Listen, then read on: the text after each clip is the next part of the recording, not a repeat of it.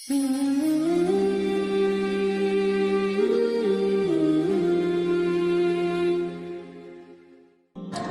kita renungkan, kalau dalam hidup kita selama ini kita punya masalah, sepertinya kita masih kurang baik. Karena kalau kita ada masalah, pasti masalah itu muncul dari keburukan-keburukan kita. Bisa keburukan hari ini, bisa keburukan kita yang di masa lalu. Nggak mungkin karena kebaikan, pasti keburukan. Keburukan hari ini atau keburukan kita di masa lalu. Tinggal kita mengevaluasi keburukan itu. List kesalahan kita yang harus kita perhatikan, bukan list kebaikan.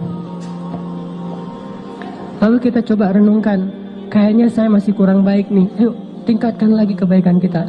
Hubungan dengan Allah perbaikin lagi. Datang ke rumah Allah seringin lagi. Terutama di prime time. Apa prime time-nya? Subuh. Itu waktu favorit tuh. Mengangkat kedua tangan lebih lama lagi, terutama di waktu yang Allah sendiri turun ke langit dunia. Udah gitu Allah bertanya, hal min dihajah, hal min taib, ada nggak hambaku yang butuh sesuatu biar aku kasih? Ya Allah butuh. Allah tahu kan butuhnya apa? Ya tahu kamu, kalau kamu mau kasih jodoh, nggak mungkin yang lain. Kalau Allah tahu jomblo. Apa sih masalah jomblo yang paling utama selain itu kan?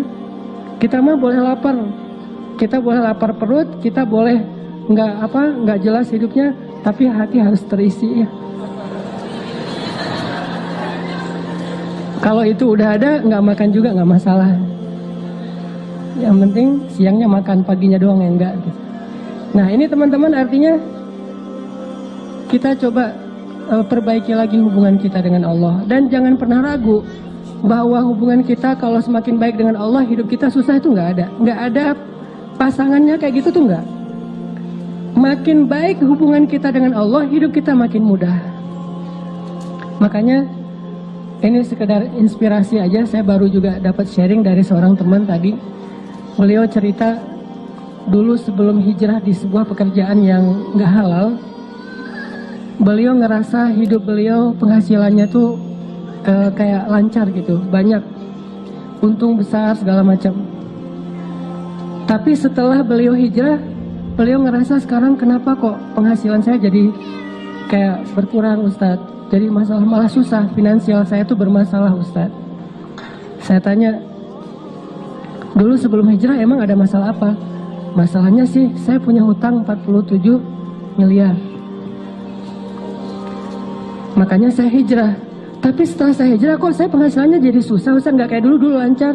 Saya balik tanya, memangnya dulu Bapak bagaimana disebut penghasilan lancar sementara utangnya 47 miliar? Itu bukan penghasilan lancar, itu bukan rezeki, itu bukan keberlimpahan, itu minus 47 miliar. Sejak hijrah beliau ngerasa penghasilannya susah. Enggak, justru sejak hijrah penghasilan beliau mungkin nggak bertambah, tapi minusnya nahan segitu aja, jangan nambah lagi gitu. Pelan-pelan berkurang minusnya. Jadi misalnya 20 miliar, 10 miliar. Dan ini uang semua ini. Saya juga kaget, 47 miliar. Langsung berhitung gitu. Beli kerupuk berapa misalnya, beli bakso. Lumayan banyak kan ya. Orang sering salah paham. Dia ngerasa bahwa dulu sebelum hijrah lancar. Padahal nggak lancar penghasilannya, lancar hutangnya.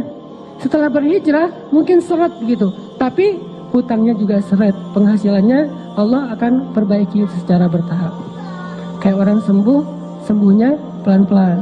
Pertama mungkin hilang dulu panasnya, kemudian mulai hilang radangnya, kemudian mulai lemesnya hilang, udah agak sehat, bertahap. Artinya teman-teman nggak mungkin bersilangan.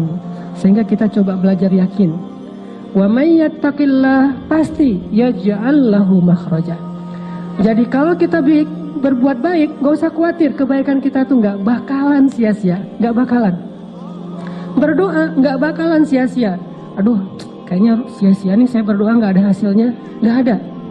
Ini kayaknya rugi aja nih saya selalu berdoa ternyata gak ada perubahan, gak mungkin. Doa itu ibadah, dan gak mungkin ibadah itu merugiin kita tuh gak mungkin.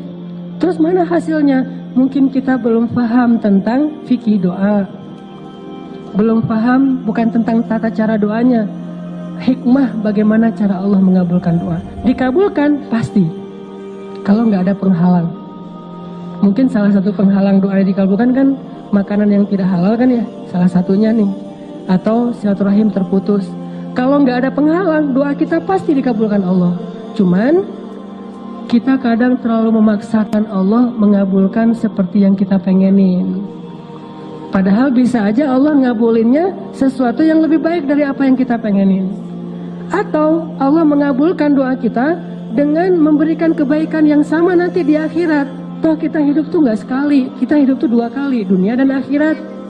Dan bahkan dunia itu kita cuma hidup sebentar, 60-an tahun, dan itu pendek banget loh.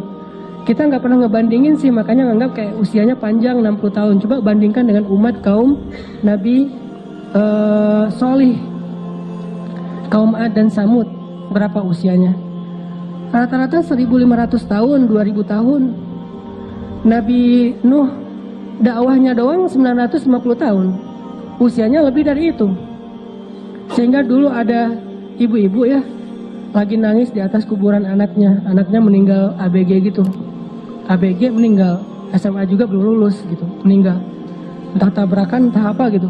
Meninggal, ibunya nangis di atas kuburan. Nah, kasihan kamu ya, meninggal muda, belum sempat menikmati hidup, gitu-gitu deh, merintih, meratap. Lewat seorang ulama di zaman itu, umat Nabi Solih. Ibu, kenapa menangis? Ini anak saya meninggal muda, kasihan. Emang usia berapa dia meninggal? Masih ABG. Berapa? 300 tahun. 300 tahun ABG coba. Terus ulama ini bilang, wah ibu, bersyukurlah dikasih usia 300 tahun. Karena nanti akan muncul suatu generasi, suatu umat yang usianya hanya 60 tahun. Ibu ini kaget, hah manusia 60 tahun? Gak salah tuh sih. Kita 60 tahun tuh udah lama loh. Bagi mereka 60 tahun itu gak ada apa-apanya. Sampai ibu itu mengatakan, kalau saya cuma dikasih usia 60 tahun, bakalan saya pakai itu seumur hidup saya hanya dengan 1 kali sujud. Bayangin sujudnya aja 60 tahun. Kita sujud panjang dikit, gak bangun-bangun, ketiduran kan. Sholat imamnya baca agak panjang dikit, berdiri sebelah kaki. Aduh pegal sebelah gantian gitu. Kayak orang sholat tarawih agak panjang dikit kan mulai batuk pojok sana, bersin pojok sana. Wah ada aja. Tiba-tiba banyak sakitnya. Umat Nabi Solih ibadahnya sujudnya doang 60 tahun. Bahkan Allah menciptakan malaikat setiap hari khusus tugasnya untuk sujud pada Allah. Jadi diciptain langsung sujud dan tidak bangkit dari sujudnya sampai hari kiamat. Berapa jumlahnya? Sehari 70.000 malaikat. Setiap hari Allah menciptakan 70.000 malaikat yang tugasnya itu untuk sujud, memenuhi Baitul Ma'mur, memenuhi langit dunia. Sehingga Baitul Ma'mur itu kata Nabi sesek luar biasa. Saking seseknya, seandainya Baitul Ma'mur itu retak gara-gara dipenuhi malaikat, maka retakan dari Baitul Ma'mur itu akan jatuh ke atas Ka'bah tepat. Penuh dengan para malaikat. Bayangin sehari 70.000. Dan satu malaikat itu ukurannya lebih besar daripada bumi. Bumi di hadapan para malaikat kayak bola kayak bola pingpong kali. Jibril doang. Satu Jibril ketika menyampaikan wahyu kepada Rasulullah, itu kan Jibril dengan wujud aslinya tuh. Kemana Nabi ngelihat ke langit itu ada wajah Jibril. Di situ Jibril, di situ Jibril. Semuanya dipenuhi oleh Jibril. Nabi lari, dipanggil sama Jibril, ya Muhammad, jangan lari, saya Jibril, kamu Rasulullah. Nabi takut karena gak kenal sama Jibril. Tiba-tiba di follow gitu kan sama Jibril. Wah ini siapa nih followersnya? Ngeri lagi followersnya Jibril. Bayangin Allah menciptakan 70.000 malaikat yang tugasnya cuma untuk sujud. Jadi artinya kita hidup itu nggak cuma di dunia, kita hidup 2 kali, dunia dan akhirat. Dan adegan kehidupan akhirat yang kita tahu itu terlalu disingkat oleh kita. Padahal satu ayat itu kalau dibedah bisa sampai 100 bahkan 1000 tahun. Ada banyak sekali adegan-adegan di akhirat yang kita jarang memikirkannya. Dan adegan itu pasti akan kita lalui, kita jalani.